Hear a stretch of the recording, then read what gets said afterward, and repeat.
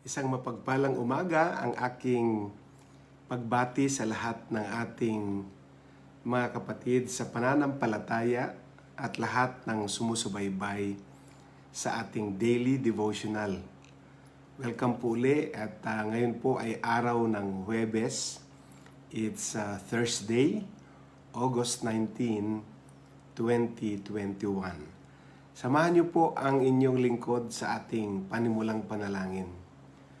Lord God in heaven, nagpapasalamat uli kami sa panibagong araw na ito, panibagong araw ng pagpapala para sa bawat isa sa amin.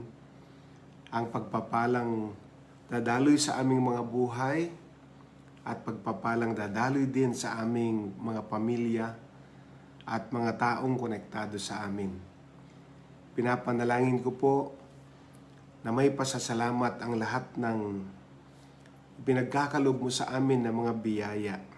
Biyaya ng kalakasan, biyaya ng pagtatagumpay, biyaya ng mayamang mong grasya na kami po ay nakakapagpatuloy sa aming paglilingkod sa iyo, sa aming pagsamba sa iyo, sa aming pagsunod sa kalooban mo. Salamat po. At umaasa kami ngayon na ang mga salitang tatanggapin namin ay magsisilbing pagpapala sa amin at sa lahat ng mga susubaybay pa mamaya. Maraming salamat po. Pagpalain mo ang bawat isa. Ito ang aming samo at dalangin sa tanging pangalan mo, Jesus. Amen and amen. It's a wonderful day. It's Thursday here in the Philippines. Akin pong ine-encourage ang bawat isa sa inyo na nasa live screen ngayon to please share this broadcast to your Facebook friends and be a multiplier. You can follow us in YouTube at JLG Space TV. Yan po ang ating YouTube channel. And you can subscribe and press the notification bell para lahat ng mga future video uploads ay ma-notify po kayo.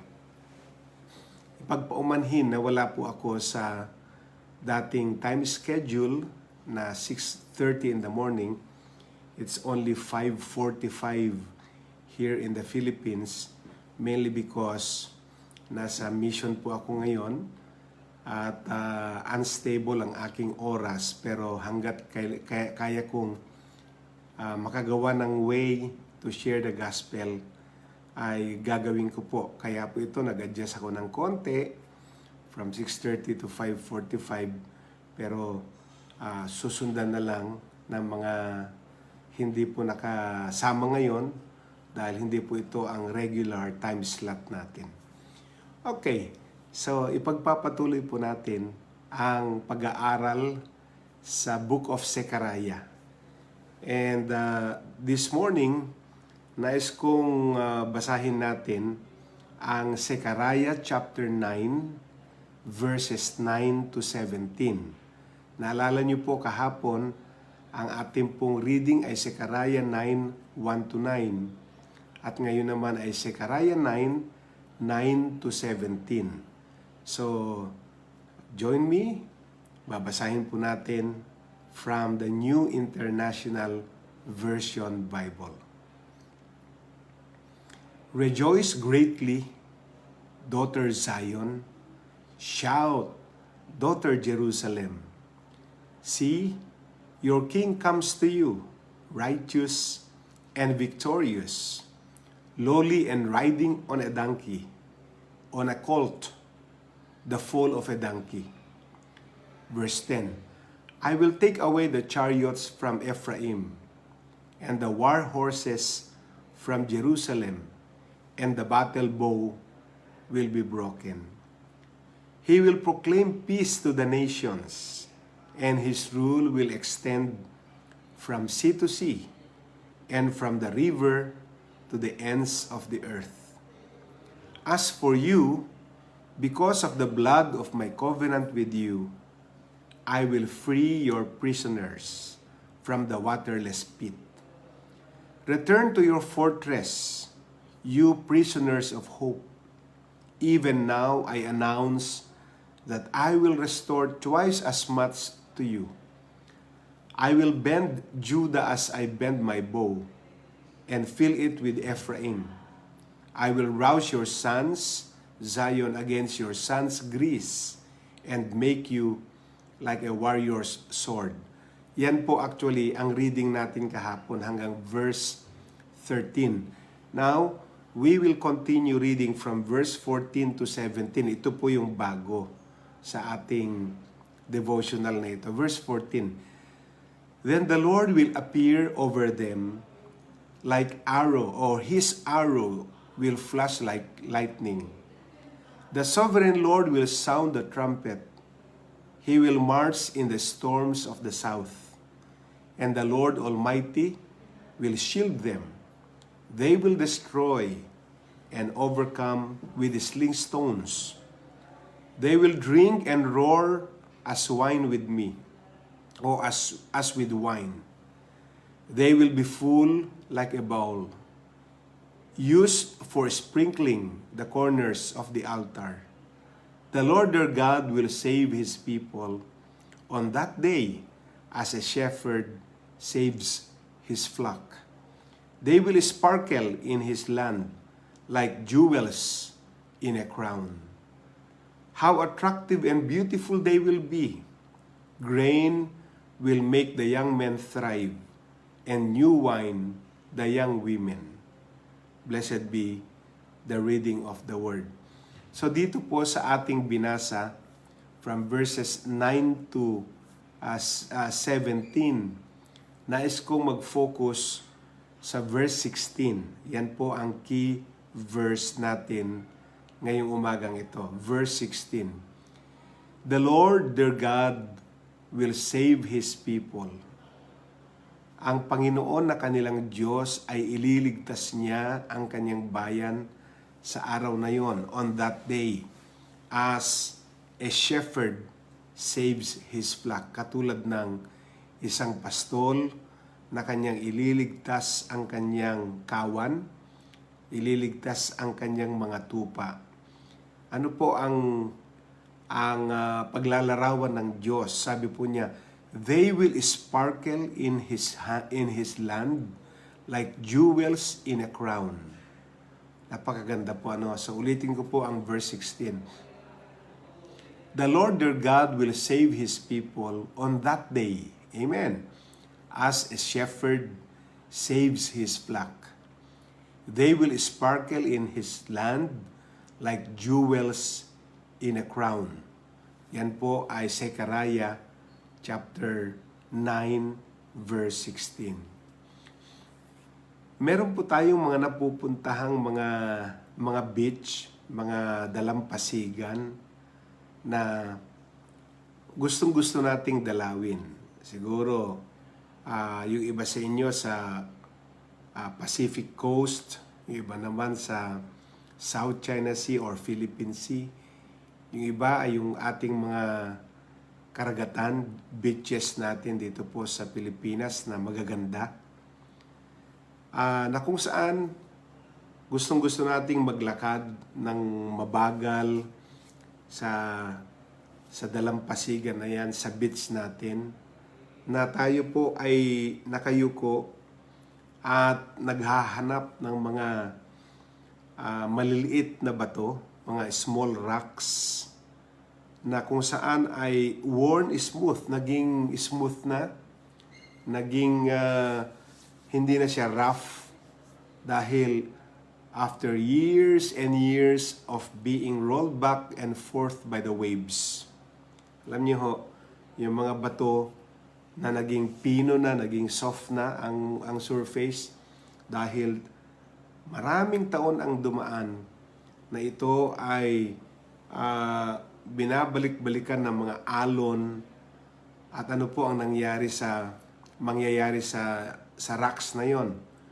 Kapag ito ay nabasa, they glisten. Sila po ay nagkakaroon ng ningning, nagkakaroon ng spark. with every color of the rainbow.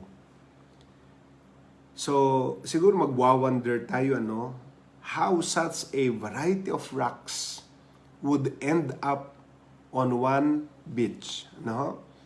Paano sila nandoon? Ito po ay isang confirmation ng mga pangungusap ng Diyos through Prophet Zechariah, na ang sabi niya, doon sa mga bato na yon na soften with yung years na ang waves ay to and fro, na nagkaroon na sila ng kapag sila nababasa ay nag-spark, may sparkle, at napakagandang tignan kapag tinamaan ng araw yung mga batong yon na pinino na ng waves, ay nagkakaroon ng reflection ng iba't ibang kulay. They will sparkle in His land, sabi po ng binasa natin kanina. They will sparkle in His land like jewels in a crown. Make us think of yung mga batong mga ganon na nasa tabing dagat. Ito po ay tumutukoy sa prophecy. The prophecy of Zechariah was given to the people of Judah to remind them of God's wonderful plans and to encourage them about deliverance in the future. Ito pong particular verse 16 na ito, mga kapatid, ay isang propesiya ni Zechariah na ibinigay sa mga tao sa Judah para ipaalala sa kanila, to remind them sa napakadakilang plano ng Diyos, and to encourage them at para palakasin sila patungkol sa pangako ng deliverance ng Diyos, ng pagpapalaya ng Diyos, ng pagre-restore ng Diyos sa kanila sa darating na panahon. And Zechariah painted awe-inspiring word pictures of the salvation and restoration that the Messiah, the promised deliverer, would accomplish. Meaning to say, inilarawan po ni Prophet Zechariah ang isang kamangha-manghang, sa pamagitan ng kamangha-manghang pananalita, inilarawan niya ang plan of salvation ng Diyos sa bayang Israel. Inilarawan ni Zechariah ang pagliligtas at pagre-restore ng Diyos sa pamagitan ng darating na Mesaya o tagapagligtas.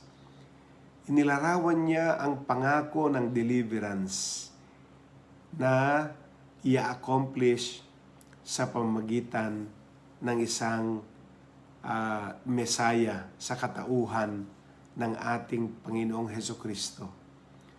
So the message speaks of God's great delight in His people. Kita ho ninyo na sa kabila ng maraming disobedience, mga willful disobedience ng kanyang bayan, ay meron pa ring plano ang Diyos ng complete deliverance and complete restoration. Kita ho natin na talagang grabe po ang pagmamahal ng Diyos, ang pag-ibig ng Diyos, sapagkat sa kabila ng willful disobedience, sa kabila ng kanilang mga pagkakasala, ay ang mensahe pa ring binitawan ng Diyos ay mensahe na tumutukoy sa kanyang dakilang plano ng pagliligtas sa kanyang bayan. That they will be restored, na sila ay ibabalik ng Diyos sa kanilang divine destiny, sa kanilang divine calling, and they will sparkle in His land like jewels in a crown. Hallelujah.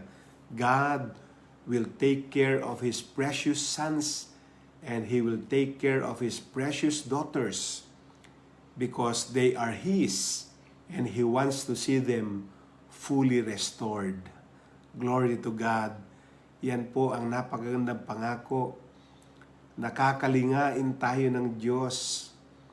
Tayo ay mga precious jewels in a crown. Hallelujah. Na tayo ay mga itinuring na mamahaling bato sa kanyang korona. Tayong mga anak na lalaki at tayong mga anak na babae ng pamilya ng Diyos ay itinuturing na mga mamahalin at mahalagang bato sa korona ng Diyos. We will sparkle in His land like jewels in a crown. Hallelujah. God will take care of His precious sons and daughters because we are His and He wants to see us fully restored. Darating po ang full restoration sa family. Darating ang full restoration sa lahat ng miyembro ng pamilya natin na maaring hindi maayos ang buhay, maaring hindi kaaya-ayang buhay, maaring hindi pleasing ang buhay sa Panginoon. Darating ang panahon na ang pangako ng Diyos sa pamagitan ni Prophet Zechariah na tayo ay makakaranas ng full restoration, full complete deliverance until tayo ay magningning. We will sparkle in His land like jewels in a crown. There will be full restoration that is coming to you. Merong darating na complete deliverance sa iyo. May darating na kumpletong restoration sa iyo at sa iyong pamilya, mga anak ng Diyos. At kung titignan po natin sa Ephesians chapter 3, verses 10 and 11, the Apostle Paul writes that God has revealed His amazing wisdom to the rulers and powers of this world through the church, which is built on the foundation set by the Messiah, Jesus Christ. Napakaganda po sa New Testament ang paglalarawan ni Apostol Pablo sa kanyang liham sa mga mananampalataya sa Efeso. Sa chapter 3 verses 10 and 11, ang sabi po, isinulat po ni Pablo na ang Diyos ay ipapahayag niya ang kanyang kagilagilalas na katalinuhan sa mga namamahala, sa mga hari at sa lahat ng mga nasa otoridad na sa mundo, na ang mundong ito sa pamamagitan ng kanyang katawan, sa pamamagitan ng church, the body of Christ, which is built on the foundation set by the Messiah, Jesus Christ. Amen? Tama po ang sabi ng Matthew chapter 16 verse 18. Upon this rock, Jesus said, I will build my church, and the gates of hell shall not prevail against it. Mag-iiba po sa mundong magulo, sa mundong madilim, sa mundong wala ng pag-asa. Mangingibabaw, mag-a-arise ang body of Christ, mag-sparkle, makikita ang beauty ng body of Christ, makikita ang kaningningan ng katawan ng Panginoon. Amen? Makikita ang glory ng Diyos sa church, makikita ang glory ng Diyos sa bawat individual. At sasabihin ng tao, sila yung mga kininis na, yung soften na ng mga waves of life, yung to and fro, yung mga alon na dumarating at alon na umaalis, yung pabalik-balik year after year after year, day after day after day, pabalik-balik ang alon na yan until yung isang rough na bato ay smoothen na siya. Nag-iba na ang kulay na kapag ito'y nabasa at tinamaan ng araw, nagkakaroon siya ng sparkle, Nagkikreate siya ng rainbow color. At yan po ang buhay natin. Na tayo dinadatnan ng alon, mga pagsubok, araw-araw. Hindi para wasakin tayo, kundi para makapag-create ng sparkle sa buhay natin. Upang makapag-create ng kakaibang ningning pag tinamaan tayo ng araw, pag tinamaan po ng liwanag ng Diyos, magre-reflect, mag-sparkle ang ating mga buhay at makikita ng sangkatauhan ang ganda ng ginawa ng Diyos. At ang sabi po nga po sa Ephesians 3:10-11, di ba? Nung isulat ni Pablo, that God has revealed His amazing wisdom to the rulers and to the powers of this world through the church. Kaya ang church, ang body of Christ, sa huling araw ay gagamitin ng Diyos para ipakita ang kaluwalhatian ng Diyos. Kaya tulong-tulong tayo, church. Huwag nating sisirain yung ilaw na yan, yung liwanag na yan. Kasi yan ang testimony natin sa buong mundo. Ang kaaway ay pilit niyang pinapatayan tayo ng ilaw, ng liwanag para hindi makita ng mundo ang liwanag ni Kristo. Pero huwag nating payagan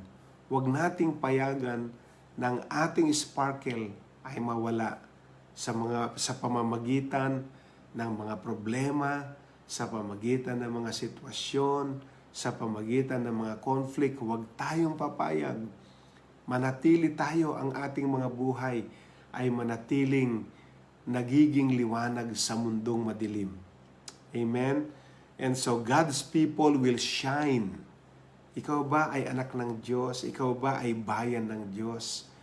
God's people will shine as they reveal God's wisdom and as they reveal God's beauty everywhere. Amen? We will shine. Ang bayan ng Diyos ay magsashine, magliliwanag habang ipinapahayag nila ang katalinuhan at kagandahan ng Diyos sa lahat ng dako. Kaya kahit saan tayo makarating, mga kapatid, kahit ano pong sitwasyon natin ngayon sa buhay, kahit saang lugar tayo naroroon, we will sparkle, we will shine, because we are God's people. And because we are God's people, we will shine and we reveal the wisdom of God and we reveal the beauty of God everywhere. Anywhere we go and everywhere we go, tayo ang revelation ng beauty. Tayo ang revelation ng wisdom ng Diyos. Amen? Kaya wag nating papayagan ang kaaway na magtagumpay, na mawala na yung ating testimony. Ang kaaway po ay very active.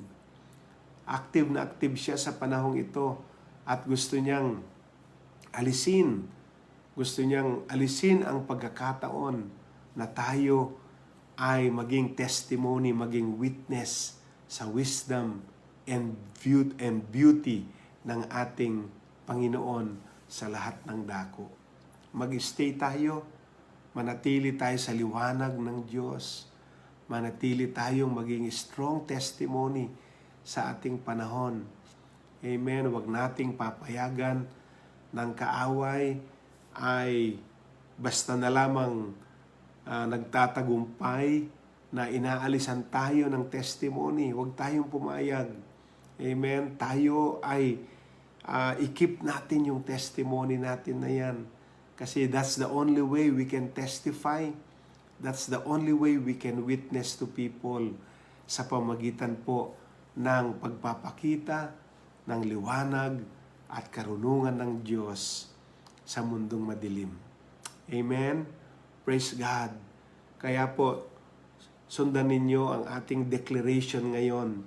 Sabihin po natin, Father, we know your love for us is vast, and it touches us deeply to know how much you delight in us. Let your lives shine. Let our lives shine for your glory. In Jesus' name, amen. One more time, say, Father, we know your love for us is vast, and it touches us deeply to know how much you delight in us. Let our lives shine for your glory. In Jesus' name, amen and amen. Yan po ang cry natin. Let our lives shine for your glory. Hayaan mo, Panginoon, ng aming mga buhay ay magningning para sa inyong kaluwalhatian. Amen? That's the cry of our hearts, mga kapatid. Ng ating mga buhay ay magningning sa kaluwalhatian ng Diyos. Na kung gusto nilang makita ang Diyos, makikita nila sapagkat nakakakita sila ng mga buhay na katulad ng mga buhay natin na nagniningning. Kaya ang pakiusap ko sa bawat isa, iwasan natin ang lahat ng mga bagay o mga pangyayari na nagwawala, na nag-aalis sa glory ng Diyos sa atin. Amen? Because we will shine. Our lives will shine for His glory. Amen. Glory to God. Let us pray. God in heaven, maraming salamat muli sa encouragement na aming tinanggap, sa revelation na aming tinanggap, na kami po ang reflection mo sa lupang ito. Sapagkat kami ay pinino na ng panahon na dumaan. Napakarami naming mga experiences, napakarami naming mga challenges sa buhay, na araw-araw binibigyan mo kami ng grasya na magtagumpay. Kaya ang aming buhay ay napino na kami ngayon ay reflection mo dito sa lupa. Kaya hindi kami papayag na ang kaaway ay magsasaksid na alisin ang glory, ang reflection, ang sparkle na ito. Sapagkat kami po ang mag-shine sa mundong ito para sa inyong kaluwalhatian. Tulungan mo kami na maging maayos ang aming mga buhay at turuan mo kami maging discernful sa mga atake ng kaaway upang hindi kami maisahan at tuluyang matalo at huwag naming hayaang manaig ang gawa ng kaaway at tuluyang na masira kami. Kami po'y bigyan mo ng grasya, o aming Diyos, na ang buhay namin ay maging buhay ng patutuo sa iyo at sa mundong ito. Maraming salamat po sa pangalan mo, Jesus. Amen and amen. Mga minamahal, maraming salamat sa kahit na po nag-iba po ang aking oras. Ngayon lamang po, hopefully bukas magbabalik ako sa 6:30 in the morning uli. Kasi po, nandito kami ako ang inyong lingkod sa Urdaneta City, and I need to travel 26 kilometers this morning. By 6:30 po ay bibiyahe na kami. Traveling 26 kilometers going to Calasiao, Pangasinan, sapagkat ang inyong lingkod ay mag-o-officiate po ng kasal mamayang 9:00 ng umaga. So, papaalam na po pansamantala. Ito po si Pastor Rene Alog. Kagalakan ko pong maging pagpapala uli sa bawat isa sa inyo. Ingat po kayo lagi at ingat tayong lahat. Let God's blessing and God's covering be upon each one of us. God bless and Shalom.